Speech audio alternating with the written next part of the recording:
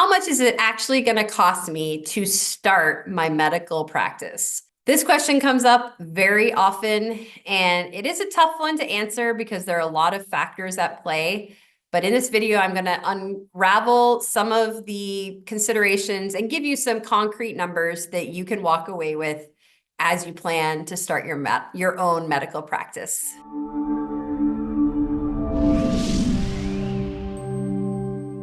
Hi, I'm Dr. Annie DePasquale. I'm the founder of Collaborating Docs.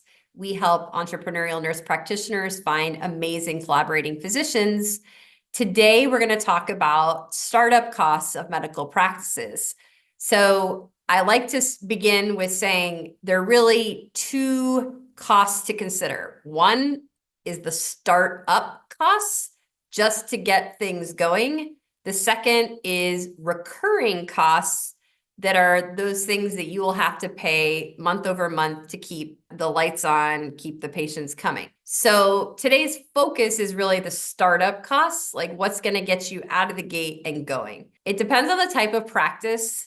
If you're doing an in-person brick and mortar practice, you're going to have to consider expenses, upfront costs, such as the geographic location, building of where you'll be working. So are you renting it, buying it, borrowing it?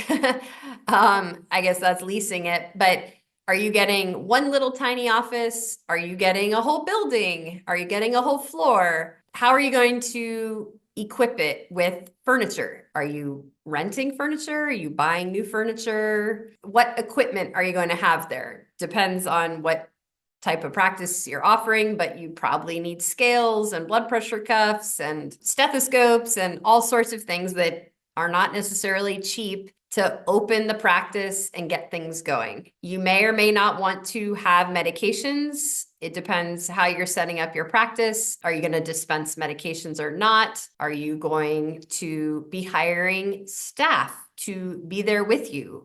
Is there a front office or not? Is there a medical assistant, a nurse? Who is there with you? Those are considerations in person. Let's now talk telemedicine practice. You're going to have more tech-related things, right? You need to build a website. You need to be sure you have an EMR that's very compatible with virtual medicine. Most of them are nowadays.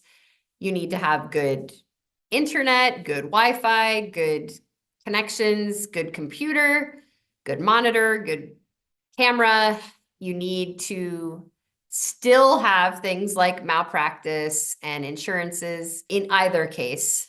And then the third bucket, I would say, is a more specialized clinic, like a medical spa. So if you do a medical spa, you're going to need potentially much more sophisticated equipment and supplies and medications right there on site with you, such as lasers, which are very expensive. So those are kind of the three groups of typical practice types that we see nurse practitioners starting. So now let's talk about actual costs. I would say if you're doing an in-person brick and mortar, you are most likely looking at a bare minimum of $10,000 to a high of about $50,000 to get things off the ground and running. So about $10,000 to $50,000. If you're able to just start with telemedicine, which is what I highly recommend to everyone, proof of concept, start with telemed, and then you can always expand to brick and mortar, make some money, save some money, minimal overhead. You could probably get away a bit closer to, I'd say, $3,000 to $5,000 to $10,000. Most of that money, there are a few technological things we just discussed and equipment, but mostly all that money is going to go to marketing because you have to get people onto a virtual platform to find you. So that's going to be running ads, potentially figuring out SEO, search engine optimization, email marketing,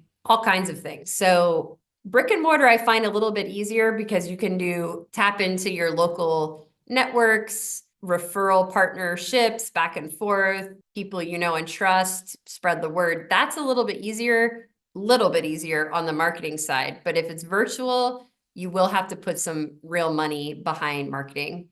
And then the last set, say it's a medical spa, we're talking really about $50,000 to $100,000. Get started because of that expensive equipment like lasers.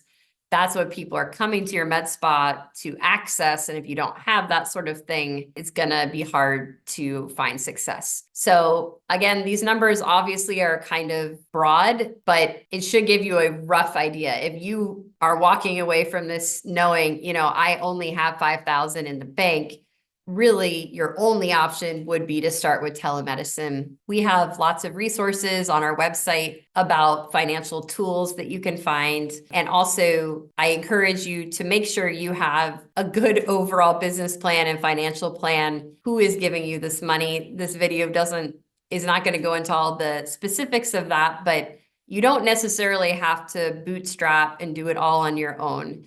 There are people and banks and loans and businesses that can support you, give you money, so you don't have to go into debt to get things off the ground. So I wish you luck as you start this entrepreneurial journey, and good luck figuring out what type of practice you want to start.